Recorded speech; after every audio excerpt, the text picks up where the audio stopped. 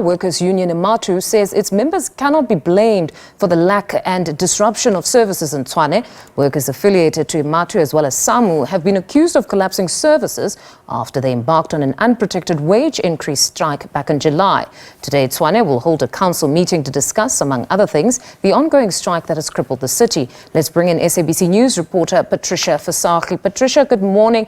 This one is a very complex issue because every union you speak to says they are not on strike. So what exactly is going on in Tshwane because services are not being delivered? Well, certainly a conundrum that's playing out here in the capital city, and it's been going on for weeks, and it's now culminating into a political impasse, another tense political situation that is brewing, as of course you would know that the ongoing labor dispute stands. Although the unions say that they're no longer on strike, we understand that their members, some of their members rather, remain on a go slow, and that is at the heart of what's hampering service delivery. Of course, the mayor is remaining resolute, saying that he is not going to budge, he is not going to ultimately honor the outcome of the bargaining council that actually ruled in favor of the workers, when the city of Tshwane obviously applied for that exemption.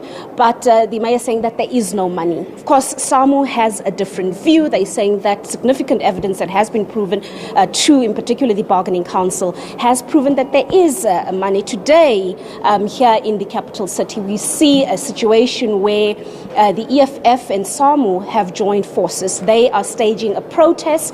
Of course, we understand that the members of the union and of the EFF are already mobilizing at Church Square, where they will be coming to Tshwane House to obviously cement their views. As I said, a political impasse that's brewing. We've already heard the position of the ACDP, that is part of the multi-party coalition, saying that they are not supporting the mayor's view on not increasing salaries. They're calling for a political solution to this. Today we also have Action SA singing from the same point of view, saying that this impasse has been going on for too long. There needs to be another alternative. There needs to be a middle ground to find a way to, in particular, stabilize the situation in the capital city in the best interest of the people of Tshwane. SAMU joins me right now. I'm joined by Mpho Tladinyane. Tell us more about why SAMU, of course, with the EFF, is today mobilizing, coming here today. What confidence that do you have that this is going to make any difference? We've seen the actions by SAMU in the past weeks, but that has not shifted the mayor's mind. Yeah, no thanks, man. We appreciate the support coming from various political parties in council.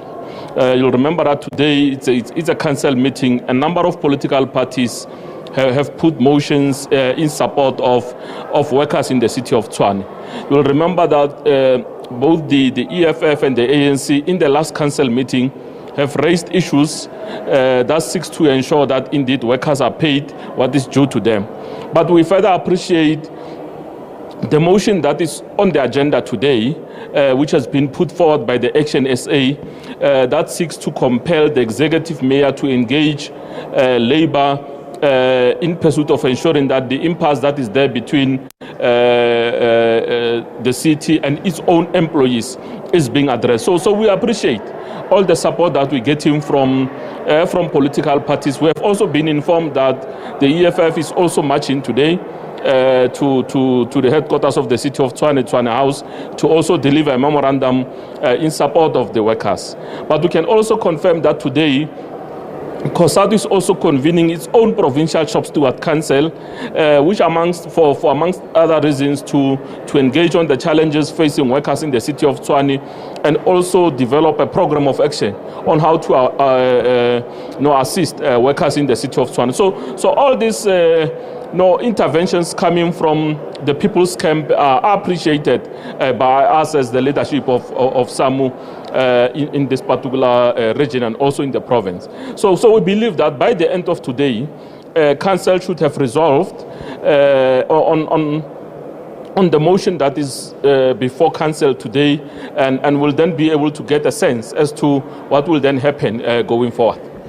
As a union, having gone for so long with this a situation that is now clearly causing political tensions, what do you think is really at play here? Is this a normal labor dispute? The city does not have money, or is there perhaps a bigger political agenda here? You see, with us, it will always remain a labor matter. Remember that we have signed a collective agreement with the city through SALGA, which then seeks to regulate how salary increases are supposed to be implemented from 2021 up until 2023. Now, if for example, the city is not implementing, there are ways and means through that particular collective agreement which seeks to ensure that indeed detail how you can enforce that particular collective agreement. We have been following all those routes, your compliance order. We have, they applied for exemption. We went to the exemption, there is an award. But we just want to put it very clear that the city, at some stage, the city must then be able to implement the outcome of processes in the bargaining council. You know, what councillors are raising now is that the city applied for exemption. They lost that particular exemption. It was dismissed for various reasons. Now councillors are saying, because we have lost the exemption application, why not implement or engage with workers as to how you'll then pay that particular 5.4. So that is actually what we are simply saying. We will continue to follow all the processes that have been put forward by the bargaining council in furtherance of ensuring that indeed what is due to workers is being paid.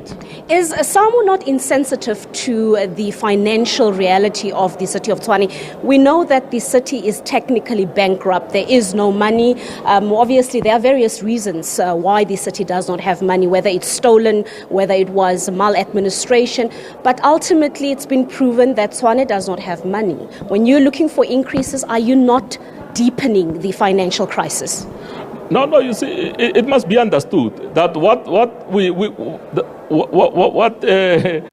putting on the table as implementation of the collective agreement is not anyway outside what has been budgeted for by the city. Remember that the city has budgeted 12.4 or 12.6 billion rand for employee-related costs for this particular financial year.